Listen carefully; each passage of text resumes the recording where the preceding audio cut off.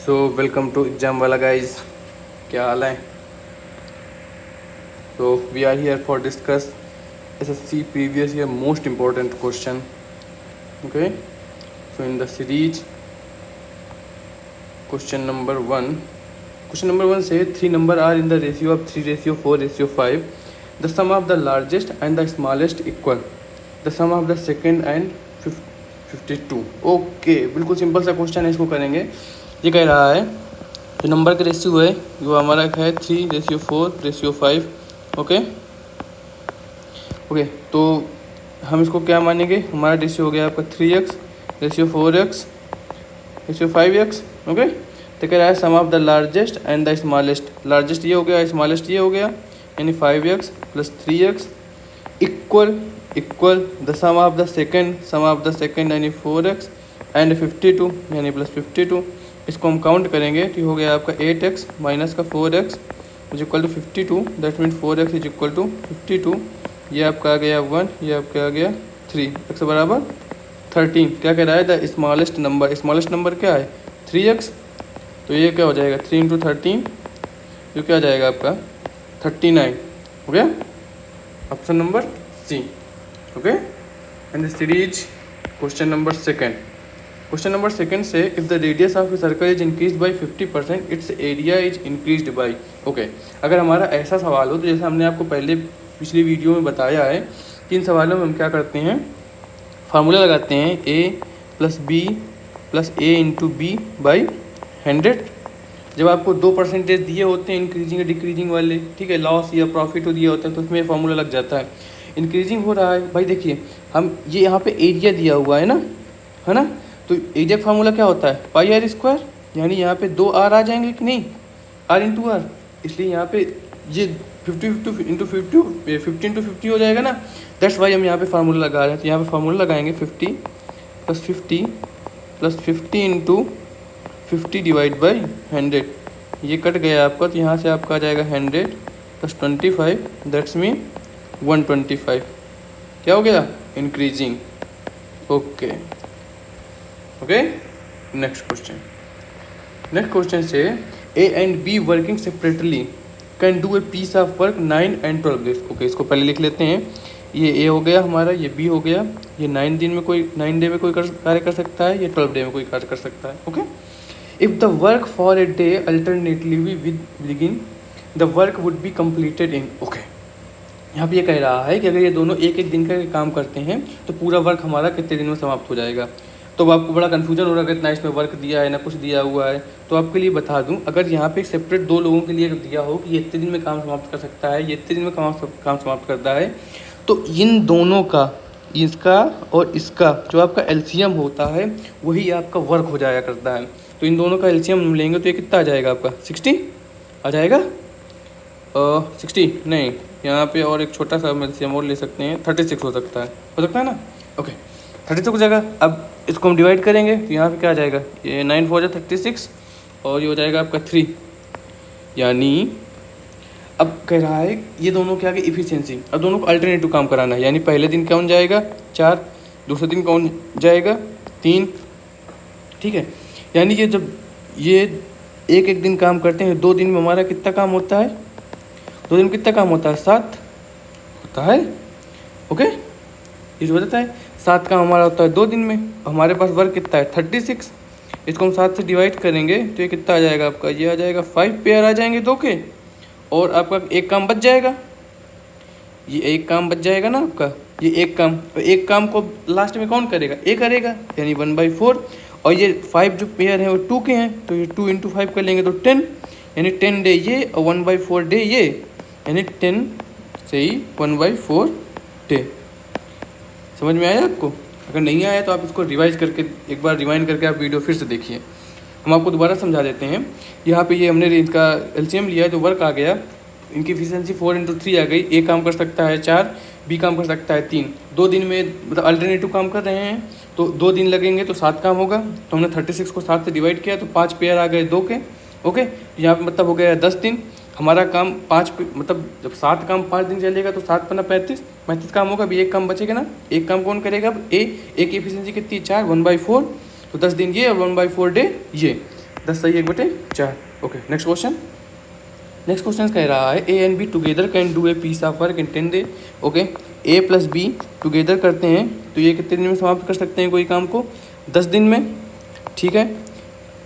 B and C together can come same work in 6 day. Okay B plus C कितने दिन में कर सकते हैं आपका? 6 day. A and C together can do a work in 12 day. That's mean A plus C कितने दिन में कर सकते हैं? 12 डे। वही सेम फार्मूला जो हमने पीछे लगाया, इन तीनों का एलसीएम इन तीनों के द्वारा किया गया वर्क होगा। सॉरी ये इन दोनों जो ये आपके पेयर दिए हुए हैं ना, इन दोनों इनका आप जब एलसीएम लेंगे तो इनके द्वारा किया गया वर्क आ जाएगा ये। ओके यहाँ पे अब आपका एलसीएम क्या हो जाएगा? यहाँ पे एलसीएम हो जाएगा आपका 60। यहाँ पे इसकी इफिशिएंसी आ जाएगी 6, इसकी इफिशिएंसी आ जाएगी 10 और यहाँ पे आ जाएगा क्या? 5 आ जाएगा। यानी कि हम इसको भी ये लिख सकते हैं कि ए प्लस बी की इफिशिएंसी कितनी है? 6। बी प्लस सी की इफिशिएंसी कितनी है? 10। ए प्लस सी की इफिशिएंसी कितनी है? 12। अब देखिए अगर हम इन सब को जोड़ लें तो क्या हो जाएगा? ये 2a plus 2b plus 2c और ये कितना हो जाएगा? 22 और ये 6 हो जाएगा, ये 28 हो जाएगा कि नहीं? ये गड़बड़ लिख दिया हमने ना, ये यहाँ पे हो जाएगा 5। ओके तो ये आपको हो जाएगा 5 6 11 10 21। ओके यहाँ पे हो जाएगा आपका 21। तो यहाँ से a प्लस बी प्लस सी ये कितना आ जाएगा? 21। ठीक है। अब हम यहाँ से जब आगे निकालेंगे तो हमारा ये आ जाएगा a प्लस बी प्लस सी, तीनों की एफिशिएंसी आ जाएगी 21/2। ठीक है। ये एफिशिएंसी आ गई। वर्क हमारा कितना है? 60। तो इनको समय कितना लगेगा? टाइम बराबर क्या होता है? वर्क अपॉन एफिशिएंसी होता है ना। वर्क हमारा कितना है? 60 है और एफिशिएंसी कितनी है? 21/2। ये आपका 2 ऊपर चला जाएगा तो हो जाएगा 60 × 2 डिवाइड बाई 21। That's mean 120/21। अब आप जब इसको काटेंगे तो ये आपका आ जाएगा 5 टाइम जाएगा और फिर आपको बचेगा ये 15/21। जब आप इसको पूरा सॉल्व करेंगे तो आपका क्या आंसर आ जाएगा? आपका आंसर आ जाएगा 5/7। Option number C. Okay next question. A does half as much as work as B in 3/4 of the time. Okay if together they take 18 days to complete a work, how much time shall B to do it alone. Okay चलिए इसको solve करते हैं। ये हमें कह रहा है A does as half much work as B in 3/4 of a time. ठीक है। यानी अब इसमें हम लगाएंगे पहले इसमें चेन रूल। चेन रूल आपको पता है क्या होता है? चेन रूल होता है M1 H1 D1 upon W1 is equal to M2 D2 H2 upon W2। Okay A does half as much work B, मतलब ए जो है वो आधा काम करता है जितना बी के। ठीक है। इन 3/4 ऑफ ए टाइम, 3/4 समय में। ठीक है। If together they can take 16 days to complete a work, how much time shall B take. Okay ठीक है। तो हम पहले यहाँ पे लगाएंगे ये, तो ए हो गया। M1 कौन है? ए है। ठीक है। आवर दिया नहीं है, डे दिया, डे हुआ, डे हमारा कितना है? 3/4। वह देखिए कह तो रहा है इन 3/4 ऑफ द टाइम।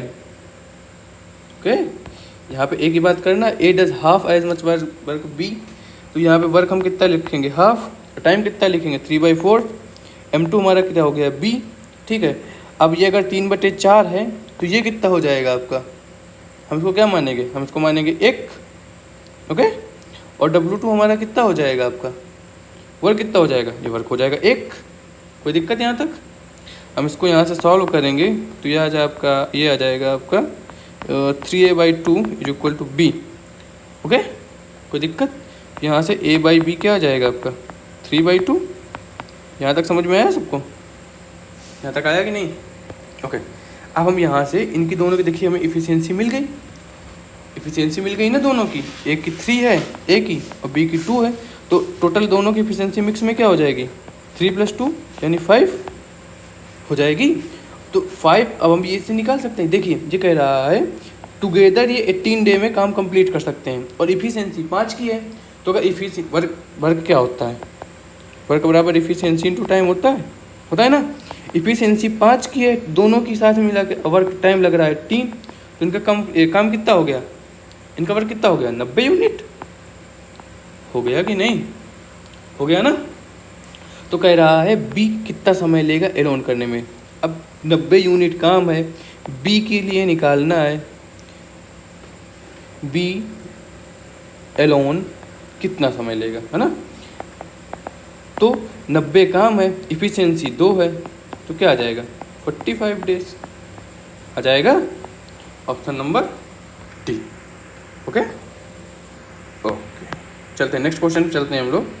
कह रहा है if a wire is bend into a shape of square then the area of square so formed is 81 centimeter square. Okay, when the wire is rebent into a semicircle shape then the area of the semicircle will be. Okay, ये कह रहा है कि हमने एक तार लिया, ठीक है, तार को हमने एक स्क्वायर के रूप में, स्क्वायर यानी वर्ग के रूप में मोड़ा, ठीक है, तो वो 81 सेंटीमीटर स्क्वायर बीच में एरिया ले रहा है। अब हम आपको इसमें एक चीज़ बहुत क्लियर कर देते हैं। जैसे मान लीजिए ये हमारा ये स्क्वायर है, ओके, स्क्वायर है, तो इसका जो ये बाहरी वाला भाग होता है ये होता है इसका क्या, परिमाप। क्या होता है, परिमाप, जिसको हम इंग्लिश में क्या बोलते हैं, पेरीमीटर, ठीक है। और ये जो एरिया होता है ये होता है इसका एरिया, समझे। यानी कि जो ऊपर जो तार रहता है, जैसे तार की बात करें तो वो होता है उसका परिमाप, ठीक है। हमें यहाँ पे दिया हुआ है इसका एरिया, ठीक है, और वर्ग का एरिया क्या होता है ए स्क्वायर बराबर 18 सेंटीमीटर स्क्वायर। तो ए हमारा कितना निकल आएगा 9 निकल आएगा, यानी ये 9 ये 9 ये 9 ये 9। तो हम यहाँ से इसका निकालेंगे पेरीमीटर क्या हो जाएगा, तो इसका पेरीमीटर क्या हो जाएगा 4 × 9 36। अब क्या कह रहा है, हम इसको बेंड करते हैं एक सेमी सर्कल के रूप में। क्या हम बेंड करते हैं इसको सेमी सर्कल के रूप में। तो जो ये इसका जो तार की ये लेंथ आ गई हमारी कि नहीं आ गई, 36 सेंटीमीटर तार की लेंथ आ गई। हम इसको एक अर्धवृत्त में मोड़ना है हमको, ठीक है। अब अर्धवृत्त में जैसे मान लीजिए हमारे पास ये एक तार है, ठीक है, अर्धवृत्त में मोड़ना है तो ऐसे मोड़ना पड़ेगा हमें कैसे मोड़ना पड़ेगा, ऐसे मोड़ना पड़ेगा, और ये भी तो मोड़ना पड़ेगा, ठीक है। और जो जैसे हम बात करें अब इसको हम कैसे निकालेंगे, तो इसके लिए देखो, अगर हम कहें कि वृत्त की परिधि होती है 2πr, हम इसको 2 से डिवाइड कर दें, πr आ जाएगा। नहीं, आप लोग गलत हैं, इसमें ऐसे नहीं होता है। एक्चुअली वृत्त की परिधि पता है कब होती है, वृत्त की परिधि ये होती है, ये जब इसको आप आधा ऐसे यहाँ से डिवाइड कर देंगे तो ये नीचे वाला काम ख़त्म हो जाएगा, ये पूरा ये, तो हमें ये डायामीटर नहीं मिलेगा इसमें। दैट्स वाई, अगर मैं क्या समझाना चाह रहा हूँ आपको ये सारे फिगर बना के, कि जो इस सेमी सर्कल बनेगा आपका, ये ऐसे करके ये इसका परिमाप क्या होगा, एक तो ये परिमाप होगा इसकी आधी परिधि क्या हो गई 2πr/2, और आपका ये डायामीटर क्या होता है +2r। यहाँ तक किसी को कोई दिक्कत नहीं ना, ओके। इसको सॉल्व करते हैं तो ये आपका क्या हो जाएगा, ये हो जाएगा आपका 22/7, r हमारा दिया हुआ नहीं है, +2r। और ये सबको बनाने में कितना तार लग रहा है, यही जो तार हमारे पास है पेरीमीटर का, जो स्क्वायर का पेरीमीटर है वही तो तार है हमारे पास। तो क्या इसको 36 के बराबर कर दें, कोई दिक्कत है, कोई दिक्कत नहीं ना, ओके। हम इसको सॉल्व करेंगे तो यहाँ से हम r ले लेते हैं बाहर, तो आपका ये क्या आ जाएगा 22/7, और ये हो जाएगा प्लस आपका 2 = 36। अब आप इसको सॉल्व करिएगा थोड़ा सा, तो ये आपका हो जाएगा r, और यहाँ से आपका हो जाएगा 22 + 14/7 36। तो मैं इसको बहुत तेज़ी से सॉल्व कर रहा हूँ, ठीक है, इसको आप ध्यान से देखिएगा। ये हो जाएगा आपका 36 × 7, और ये आपका नीचे क्या हो जाएगा, हो जाएगा आपका क्या 36 ये कट गया, आर बराबर क्या गया 7। अब देखिए, अब ये आर तो अब हमने अभी तक इसका क्या निकाली, आर तो हमने निकाल ली कि भाई इसकी आर है क्या, त्रिज्या कितनी है 7। अब हमें इस सेमी सर्कल का क्या चाहिए, देखिए क्या कह रहा है, rebuilt into a semi circle से देन द एरिया, क्या चाहिए हमें एरिया। हमने अभी क्या निकाल, हमने सेमी इससे पेरिस फेयर से क्या निकाल लिया हमने, इसकी रेडियस। तो बस क्या हो जाएगा फार्मूला, सेमी सर्कल का एरिया, एरिया को आप कर सकते हो पाई आर बाई 2। भाई वृत्त की एरिया क्या होता है पाई आर स्क्वायर, सेमी सर्कल क्या है पाई आर स्क्वायर बाई 2 हो जाएगा ना। ओके बस यही लगा देंगे, पाई इंटू 7 डिवाइड बाई 2, और पाई की जगह हम यहाँ पे 22/7 रख सकते हैं ना। तो हमारा क्वेश्चन थोड़ी सी सरल हो जाएगी। ओके ये कट गया, ये कट गया, ये कितना आ गया आपका 77 आ गया ना, यही तो हमें निकालना था, ये रहा आपका answer. Okay okay so question says marble a diameter 1.4 centimeter are dropped into a cylindrical beaker containing some water and are fully submerged. The diameter of beaker is 7 centimeter. Find how many marbles have been dropped in it. Okay ये हमारा एक यहाँ पे हम बनाना चाहेंगे आपका बेलन, cylindrical है क्योंकि ये आपका बन गया बेलन, मान लीजिए बेलन है, ठीक है। ये कह रहा है इसमें थोड़ा सा पानी भरा हुआ है, इसमें हम थोड़े से मार्बल्स लाए, यानी मार्बल्स मतलब ये कांच की गोलियाँ जो आप बचपन में बहुत खेले हैं, हमने इसको इसमें सबमर्ज किया तो वाटर का लेवल थोड़ा सा बढ़ गया, वाटर का लेवल यहाँ तक आ गया, पहले यहाँ था, पहले अब यहाँ आ गया। इसकी ऊंचाई कितनी बड़ी 5.6 सेंटीमीटर, ठीक है। और आपको एक चीज़ क्लियर कर दें कि जब आप किसी चीज़ में किसी चीज़ को डालते हैं वो सबमर्ज करती है तो उसके आयतन वृद्धि होती है और आयतन ही जाता है अंदर, ठीक है। तो यानी कि हम एक चीज़ कह सकते हैं कि n गोलियों का जो आयतन होगा, n इंटू गोलियों का आयतन, गोलियाँ बराबर हो जाएगा बढ़ी हुई हाइट, बढ़ी हुई बेलन का आयतन, ये बोल सकते हैं कि नहीं। n into 4/3 pi r cube बराबर क्या हो जाएगा पाई, इसको हम R1 मान लेते हैं और इसको हम R2 मान लेंगे, R स्क्वायर H। कोई दिक्कत यहाँ तक, पाई की वैल्यू दोनों बराबर होगी, ठीक है। अब देखती हैं क्या कह रहा है, ये कह रहा है मार्बल का डायामीटर 1.4 सेंटीमीटर है। पहले मार्बल की बात करते हैं, तो D बराबर कितना दिया हुआ है 1.4, तो इसका R कितना आ जाएगा 0.7, और फिर कह रहा है द डायामीटर ऑफ बीकर, इसकी ये डायामीटर कह रहा है, ये क्या कह रहा है डायामीटर 7 सेंटीमीटर है, तो इसकी ये कितनी हो जाएगी 7/2 हो जाएगी। बस कुछ नहीं है, इसको रखेंगे n इंटू 4/3, R अपना कितना हो जाएगा इसका 0.7 into 0.7 into 0.7 is equal to, ये कितनी हो जाएगी आपकी 7/2 इंटू 7/2, हाइट कितनी बड़ी है आपकी 5.6। इसको आप जब ये तीनों जाएंगे तो यहाँ से 3 जीरो बढ़ जाएंगे, ये कट गया, और आप इसको काउंट करेंगे तो ये क्या हो जाएगा आपका, इसको आप काउंट करिए तो ये आ जाएगा 1, ये 4, ठीक है। ये आपका आ जाएगा 0.7, ये आपका कितना आ जाएगा, ओके कोई दिक्कत नहीं ना, ओके। और ये आपका ये कट गया, ठीक है,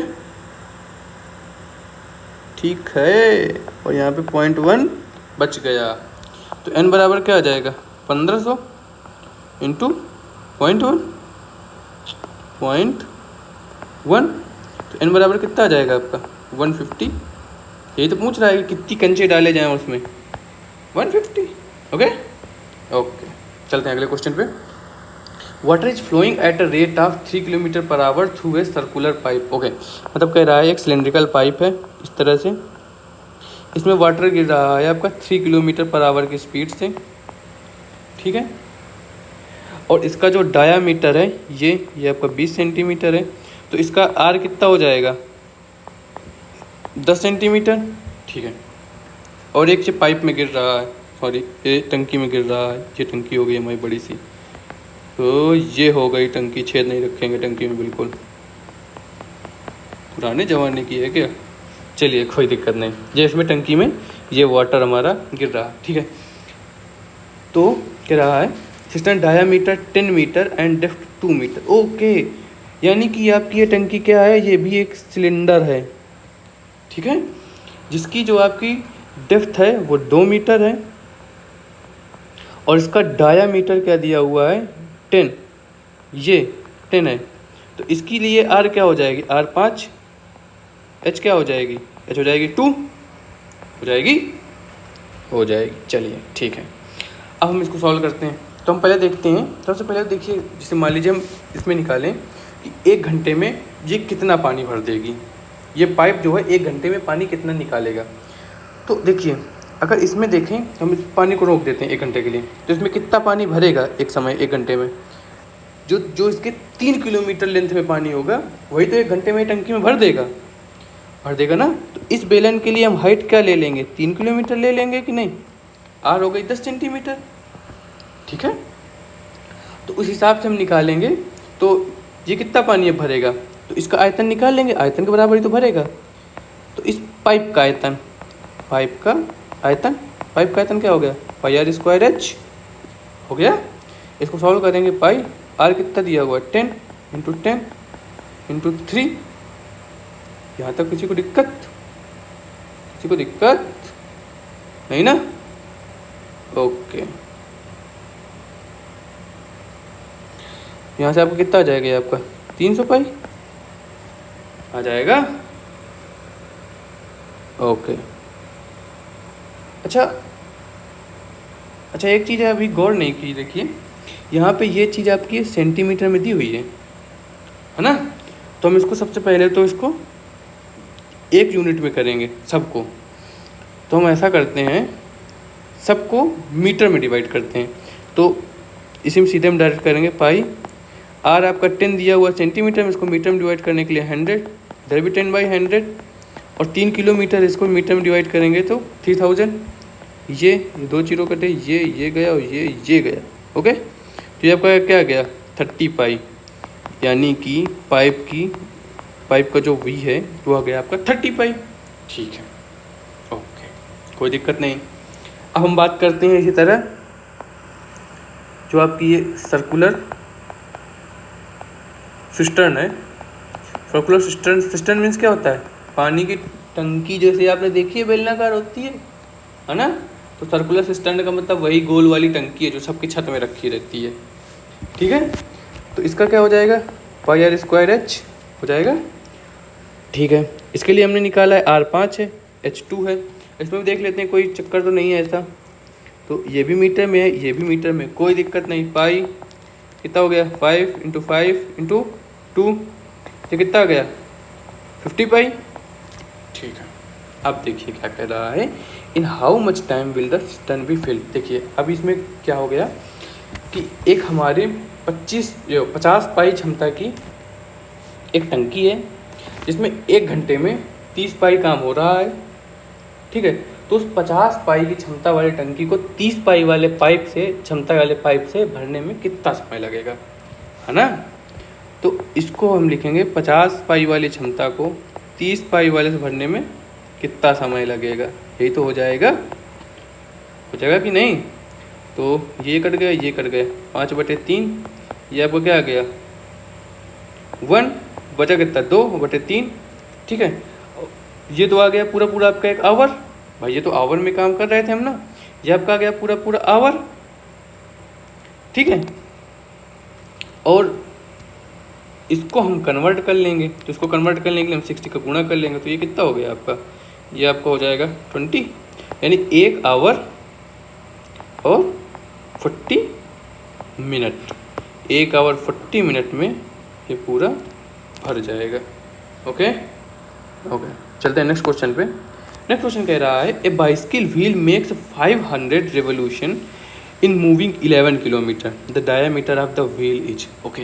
मतलब कह रहा है कि एक जो बाइसिकल है वो 5000 राउंड करती है तो 11 किलोमीटर जाती है। देखिए पहिया तो ऐसा ही होगा ना, ऐसा ज़्यादा गोल हो गया ना, हाँ। तो ये क्या करती है, जब ये 5000 राउंड करती है तो ये 11 किलोमीटर जाती है। तो राउंड करेगी तो ये अपने परिधि पे करेगी ना, करेगी, यानी कह सकते हैं जो 5000 राउंड में जितनी परिधि कवर होगी वही तो हमारी 11 किलोमीटर होगी कि नहीं होगी। अगर हम ये फार्मूला लगाएं तो हम इससे निकाल सकते हैं ना कि इसकी आर क्या होगी, ठीक है। और जब हम आर निकाल लेंगे तो हम उसको 2 टाइम कर लेंगे तो हमारा डायामीटर आ जाएगा 5000 इंटू 2 पाई आर बराबर 11 हो जाएगा कि नहीं, ये तो 11 किलोमीटर लिख लें, ठीक है। अब देखिए एक चीज़, हमें क्या निकालना है इसको सेंटीमीटर में, तो जो हमारा 11 किलोमीटर दिया हो इसको भी हम सेंटीमीटर में बदलेंगे। तो किलोमीटर में पहले 1000 मीटर, और 1000 मीटर 1 मीटर में 100 सेंटीमीटर। यहाँ तक किसी कोई समस्या नहीं ना, ये गया, ठीक है। अब देखिए डायरेक्ट हम डायामीटर से निकाल सकते हैं, क्यों, 2r बराबर है तो डायामीटर होता है, तो यहाँ से हम 2r ले लें, तो यहाँ से हो जाएगा डी पाई हो जाएगा कि नहीं हो जाएगा, ये हो जाएगा बराबर क्या हो जाएगा आपका 1100 हो जाएगा कि नहीं हो जाएगा, ठीक है। हमें डी निकालना है तो क्या हो जाएगा, ये आपका हो जाएगा 1100 और बट्टे पाई हो जाएगा, और पाई की वैल्यू होती है 22 बट्टे 7 को ऊपर ये रखेंगे तो ऊपर चला जाएगा, ठीक है। इसको हम काटेंगे तो ये आपका हो जाएगा 2 बार में, तो ये क्या हो जाएगा आपका 700 डिवाइड बाई 2 हो जाएगा कि नहीं, तो ये आपको कितना आ जाएगा 350, है ना, हो जाएगा।